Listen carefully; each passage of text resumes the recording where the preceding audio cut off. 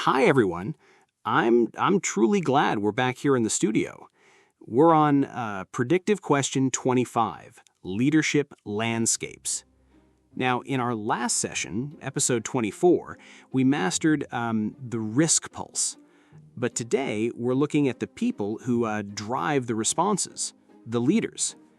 Early in my career, I had a boss who was a total transactional leader. I didn't understand it at first. I was looking for inspiration and vision, but all he cared about was, did you hit the target? Yes, here's your bonus. No, here's the penalty. It felt cold at the time, but it was incredibly effective for that specific high production environment. I learned that there's no best leadership style, only the right style for the situation. So how do we adapt our style to the needs of the team? Today we're examining those different styles. Our objective is to analyze how to recognize and adapt to the leadership landscape of your project. Just remember our fifth mantra: style follows substance, every single time. In this episode, you will learn how to handle these leadership dynamics with absolute professional integrity as we map out our roadmap.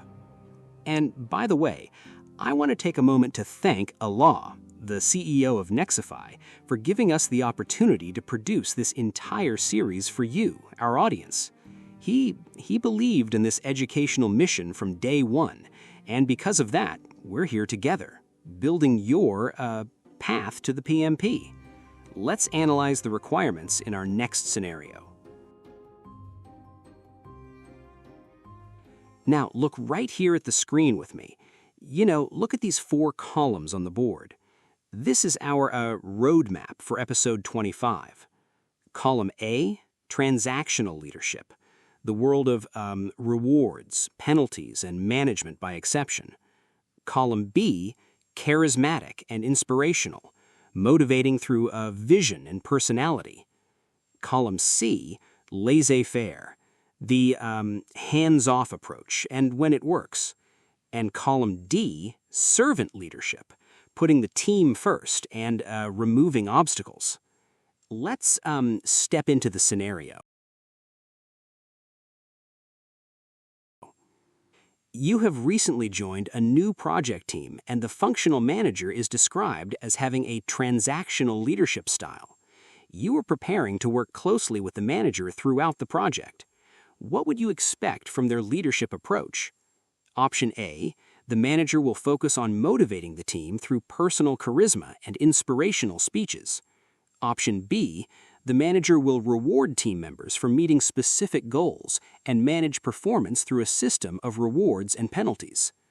Option C, the manager will give the team complete autonomy and minimal oversight, trusting them to make decisions independently. Or option D, the manager will serve the team by removing blockers and a focus on team growth and building relationships. Now, look at these 4 options. One of them perfectly defines the transactional mindset. The others are distinct, alternate leadership philosophies. Which one matches the scenario? Take a moment, choose the right option, and write it in the comment section below explaining why you chose it. Think about the situational mindset. The clock starts now.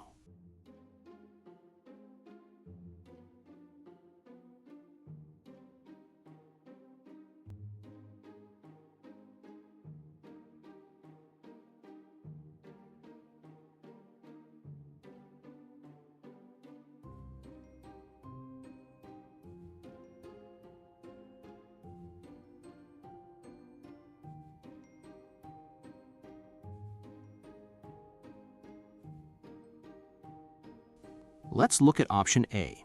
The manager will focus on motivating the team through personal charisma and inspirational speeches.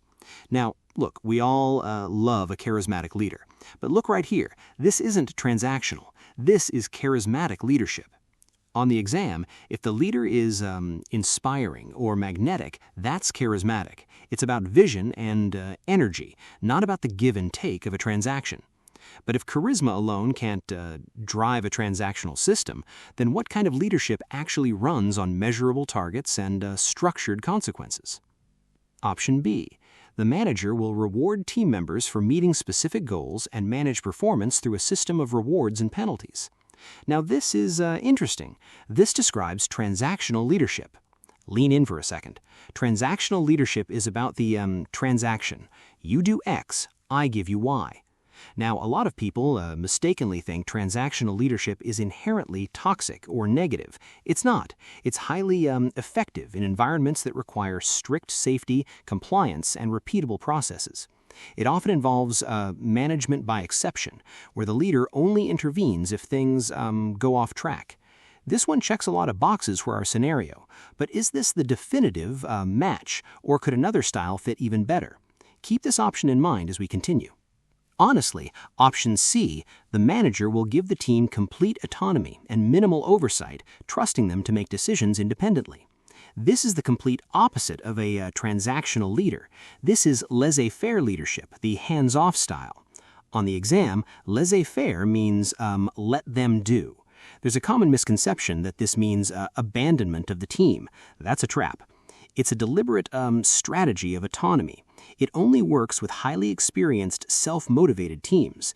It's not about rewards and penalties. It's about trust and distance. But if both charisma and autonomy miss the mark, what does that leave us with? We have one more option to evaluate. Finally, option D, the manager will serve the team by removing blockers and a focus on team growth and building relationships. This is servant leadership. PMI loves servant leadership, especially in Agile. Remember back in episode 1 when we talked about choosing your project approach. Servant leadership is the standard in Agile. It's built right into the Agile mindset. A servant leader focuses on coaching and relationship building. But is that the same as the transactional system described in our scenario? 4 options, 4 distinct leadership styles. One of them defines the exact behavior pattern of our functional manager. I have the final answer locked in, but the real question is, did you match the style to the situation, or did you follow your personal preference? Let's reveal the truth.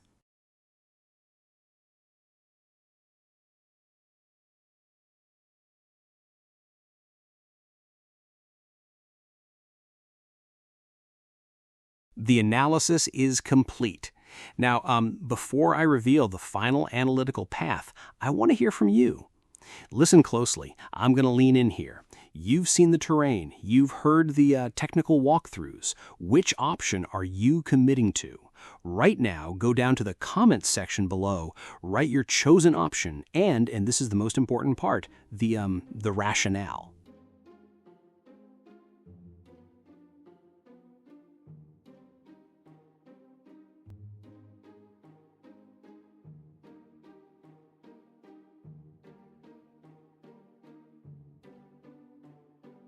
Ready? The correct answer is option B. The manager will reward team members for meeting specific goals and manage performance through a system of rewards and penalties.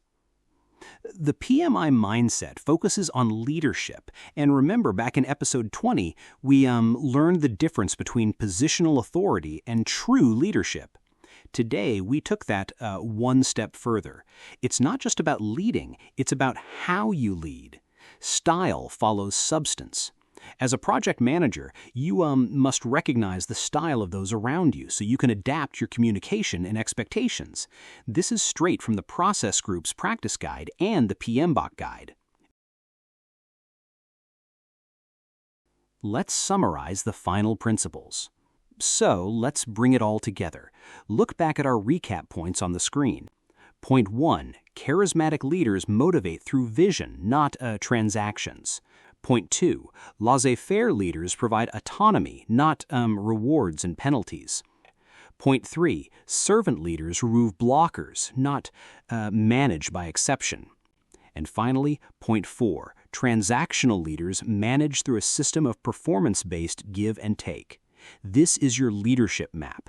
And remember, just like we covered in episode 19, no matter which leadership style you use, ethical integrity is the foundation. Right style, right situation, right values.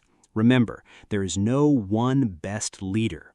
Absolute awareness before interaction every single time. Now let's wrap it up. Excellent work today. Kudos to you. You've shown the leaderships about the intelligence to recognize the human dynamics of your project, right? People skills are your gateway to success. I'm so proud of your commitment as we hit the halfway mark of this new batch. In episode 26, we're going to examine types of power. We'll be looking at expert, positional, and referent power. And by the way, if you appreciate this high-end educational content and want to help our team continue producing these free, high-quality PMP modules for you, please consider supporting us through a small donation using the link in the description. Every contribution helps us keep these resources free and accessible for everyone. I'll see you right there in the next session.